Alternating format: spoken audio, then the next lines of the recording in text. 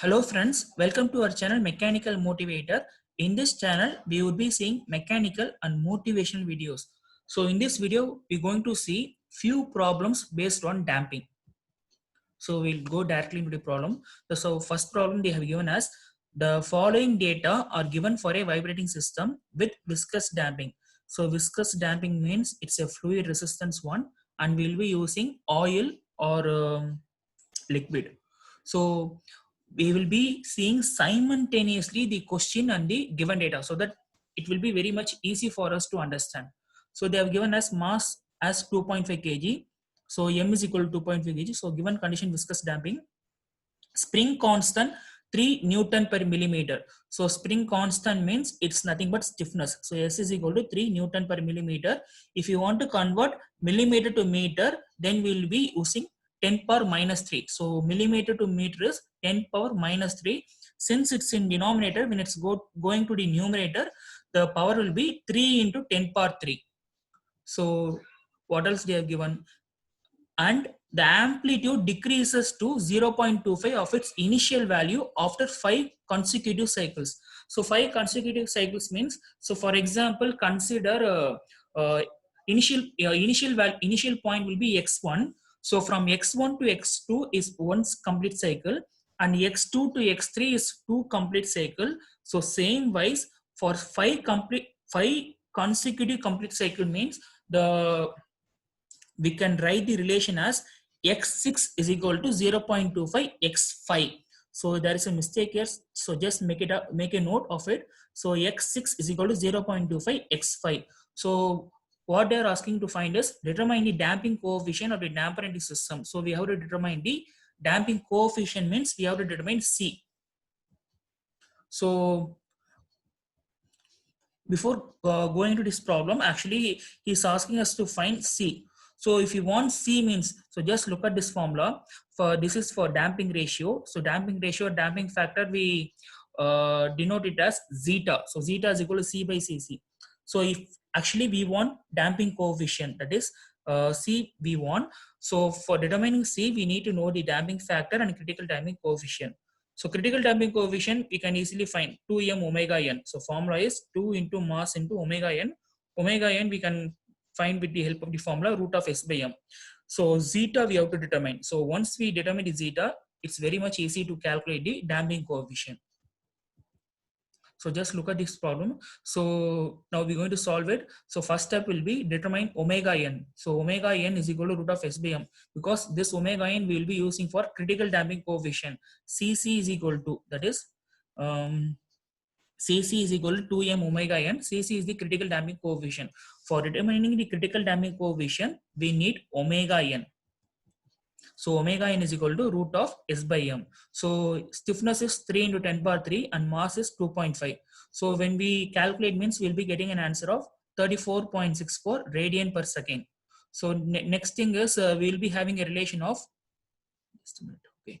We will be having a relation of x6 is equal to 0.25 x1. So we have got this from the given data. That is, he has already these things we got from given data. We are calculated for 5 consecutive cycles. So just take this 0.25 downwards. So x1 by x6 is equal to 1 by 0.25. So actually we'll be writing this term as x1 by x6. We can write as x1 by x2. This is the first, this is the first cycle, and x2 to x3, this is second cycle. X3 by x4, third cycle.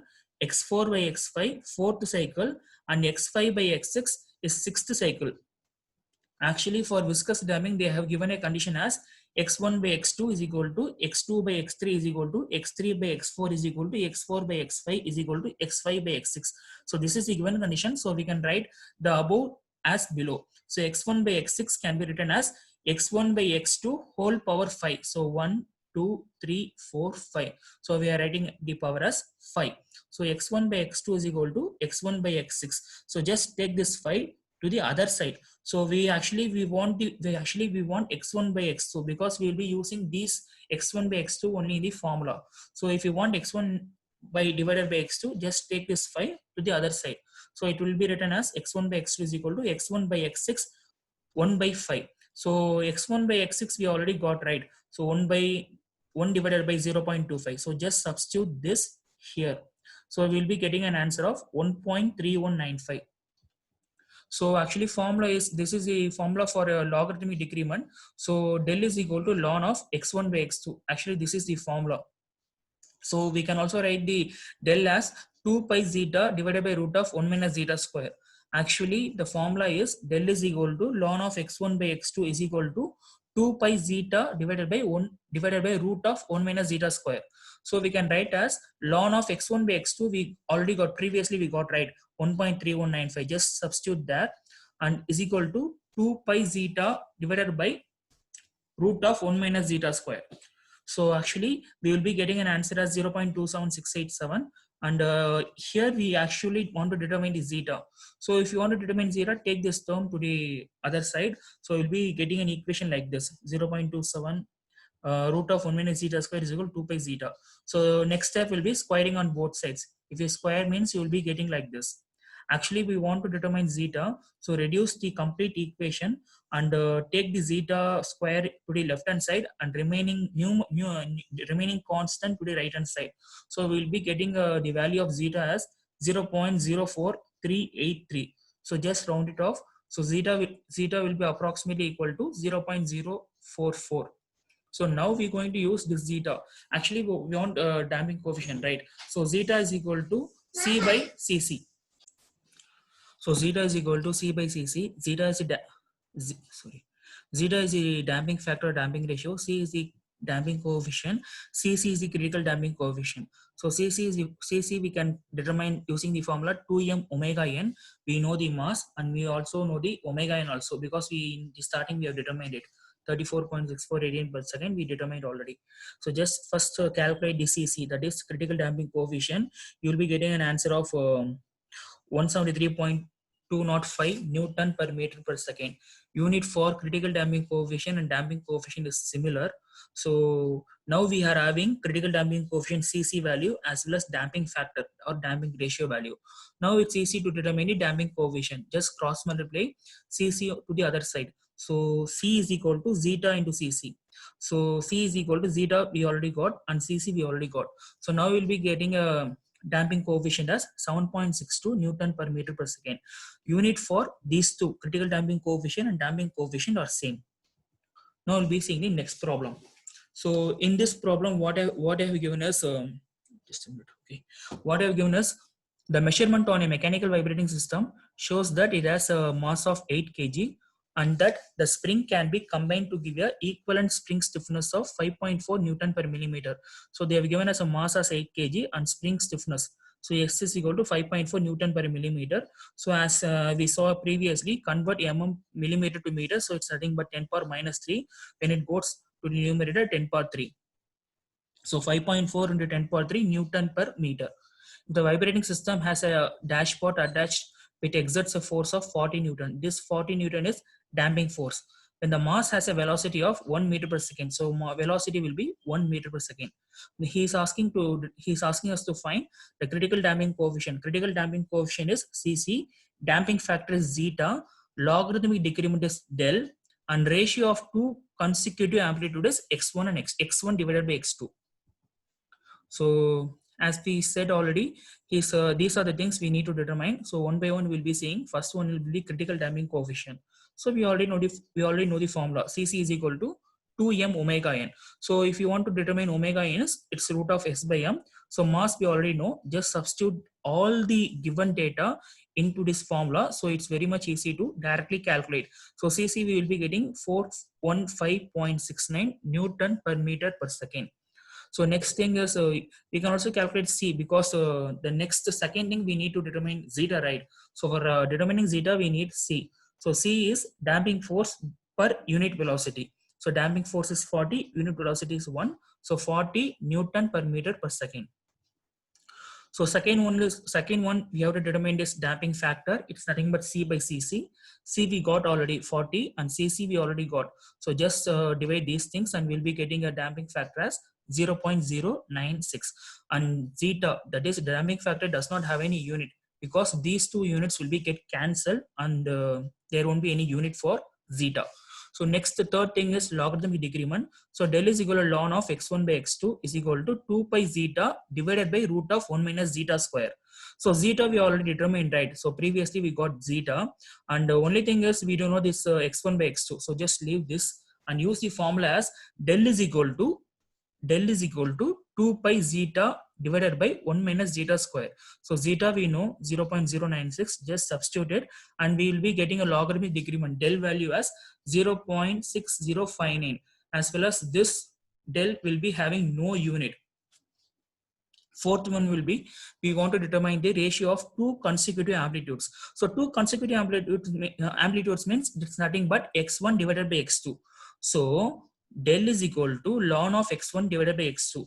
We already got del value, logarithmic decrement value we got, that is nothing but 0.6059, and just 0.60, just substitute the logarithmic decrement value here is equal to ln of x1 by x2. When this ln goes to the other sides, it's nothing but exponential. So x1 by x2, if you're taking exponential on both the sides, means x1 by x2 is equal to exponential of 0.6059. So we will be getting a value of 1.83. So we have got the value for ratio of two consecutive amplitudes. So just write all the four data which we found in the result. Unit is very important for critical damping coefficient, Newton per meter per second, and these two things won't be having any unit. Since this is a ratio, that meter will be get cancelled, and it will also won't be having any unit. So third problem is a coil of a spring stiffness 4 Newton per millimeter. So stiffness is equal to 4 Newton per millimeter. When you convert millimeter to meter, you will be getting 4 into 10 power 3 Newton per meter. Supports vertically a mass of 20 kg. So M is equal to 20 kg at the free end. The motion is resisted by a oil dashpot. It is found that the amplitude at the beginning of the fourth cycle is 0.8 times the amplitude of previous vibration. So we can write as x4 as the beginning of the fourth cycle. So x4 is equal to 0.8 times of x3. So determine the damping force per unit velocity. So he is asking us to find damping force per unit velocity, means it's nothing but damping coefficient.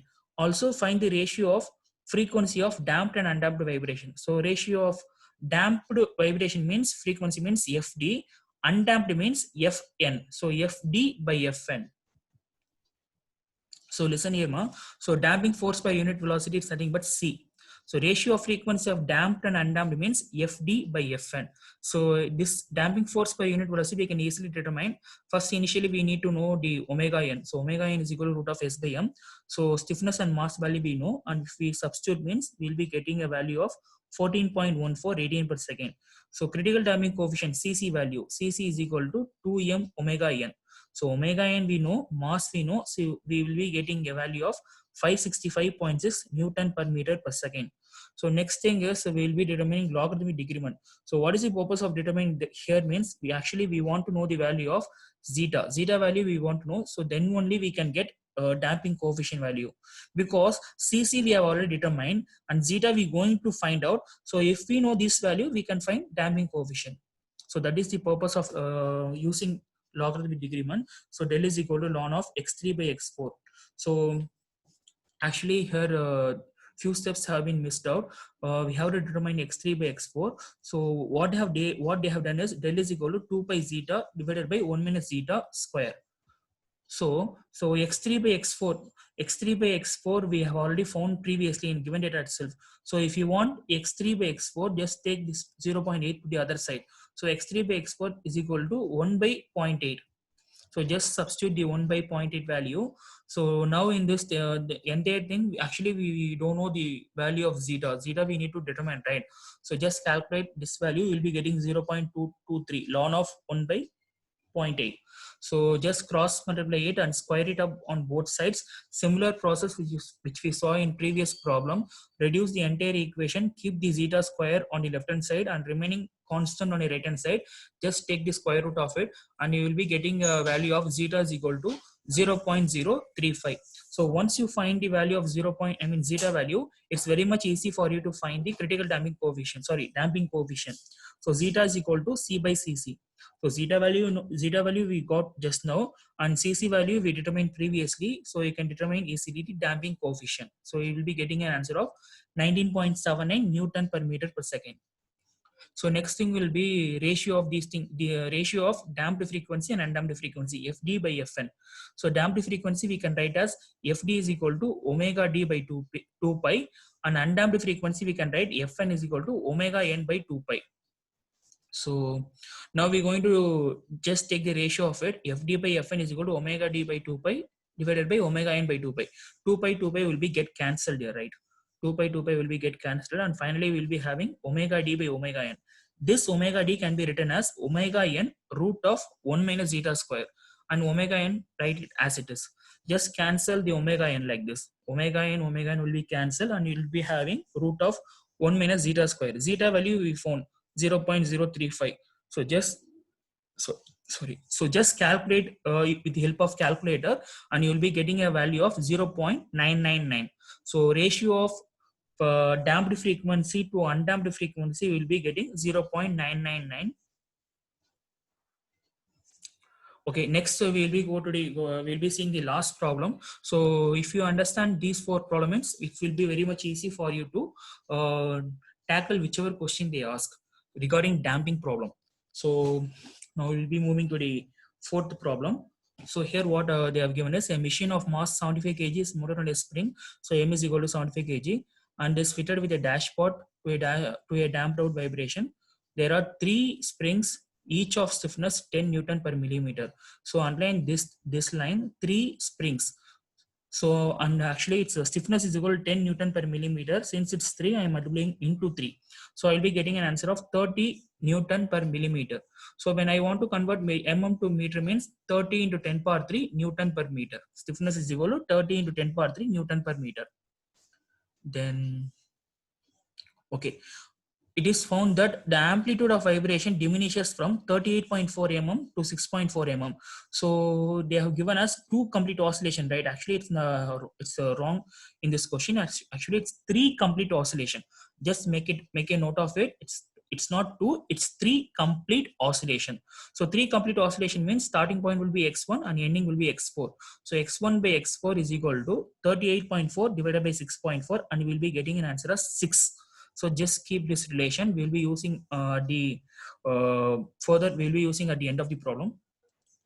So assuming that damping force varies at a velocity, determine the resistance of the dashpot to unit velocity. Actually actually we have to determine the resistance to unit velocity. So it's nothing but damping coefficient. So ratio of frequency of damped vibration to undamped vibration. So FD by Fn. Previously we saw, right? So third thing will be periodic time of the damped vibration. So periodic time means time period for damped vibration. So these 3 things we need to determine. So first thing will be, we will be getting C. For getting C, we need to know about the zeta, right? So for that purpose, we're doing these stuffs here. So x1 by x4 is equal to, so it's a 3 complete cycles. So x1 by x2 will be the first cycle, x2 by x3 will be the second cycle, x3 by x4 will be third cycle. So it's 3 complete cycles. So we know that the amplitude of successive amplitude of all the consecutive amplitudes will be equal. So x1 by x2 is equal to x2 by x3 is equal to x3 by x4. This is the given condition. So we are writing as 3. So if you want x1 by x2, just take this 3 power to the other side. So x1 by x4 power 1 by 3. We already got the answer as 6. So we can also directly put 6 power 1 by 3. So we'll be getting an answer as 1.817. So x1 by x2 is equal to 1.817. So del is equal to ln of x1 by x2 is equal to 2 pi zeta divided by 1 minus zeta square. So we know the value of x1 by x2. We have got 1.817. So just substitute the value of x1 by x2. So ln of 1.817 is equal to 2 pi zeta divided by root of 1 minus zeta square. So in this thing, actually we already know, just calculate the value of zeta, just cross multiply to the other side, squaring on the both sides, and try to reduce the equation and keep the zeta on the left hand side and remaining constant on the right hand side, and you will be getting an answer of 0.00896. Sorry for the disturbance, and we have got the value of zeta value. So once we know the zeta, it's very much easy for us to determine C value, right?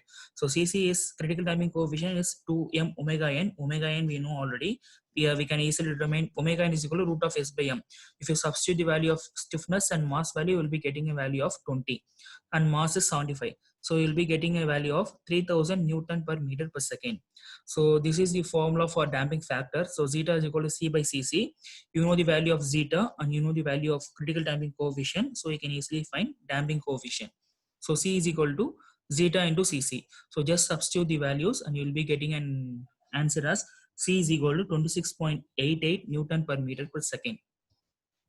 So next thing will be determining the ratio of damped frequency to undamped frequency. So omega n is equal to 2 pi Fn. So formula is omega n is equal to frequency is actually we used to write frequency Fn is equal to omega n by 2 pi. So just they have cross multiplied. So frequency is equal to omega n by 2 pi. So omega n we know 20 and 2 pi. So we'll be getting an answer of 3.183 hertz. Unit of frequency is hertz. So omega d is nothing but omega n into 1 minus zeta square. We know the value of zeta and we know the value of omega n. So if you substitute means we will be getting a value of 19.212 hertz. So damped frequency is equal to omega d by 2 pi. So omega d will be getting an answer as 19.212 divided by 2 pi. So we will be getting an answer as 3.0576 hertz. So not hertz, it's actually 3.0576. So now what we're going to do is we just were going to take the ratio of damped frequency to undamped frequency. So it's a damped frequency means here they have left the, here they didn't write the unit. Actually its units is hertz, right? So omega d, frequency, damped frequency unit is hertz. We'll be getting a value of hertz. So frequency, ratio of damped frequency to undamped frequency. So just write the value of 3.0576 divided by undamped frequency. So we'll be getting we'll be getting a value of 0.9606. So its units will be hertz will be cancelled. So finally we'll be getting 0.96. So third thing he is asking us to determine the time period for damped vibration. So TPD is equal to 1 by FD. So 1 by damped frequency. So damped frequency value we already got, right? So we'll be having a damped frequency value of 3.0576. So just substitute that and you'll be getting a time period as 0.32 seconds. So we'll be getting a value of 0.32 seconds. So time period will be in seconds. So finally, just write the whatever result you have got here. So actually we saw 3 to 4 problems and these are the basic problem, and once you understand these and once you know and understand these formulas, and you can easily solve whichever problem they will be asking in the university examination. So I hope everyone would have understood it. In case if you have any doubt means just type it in the comment section.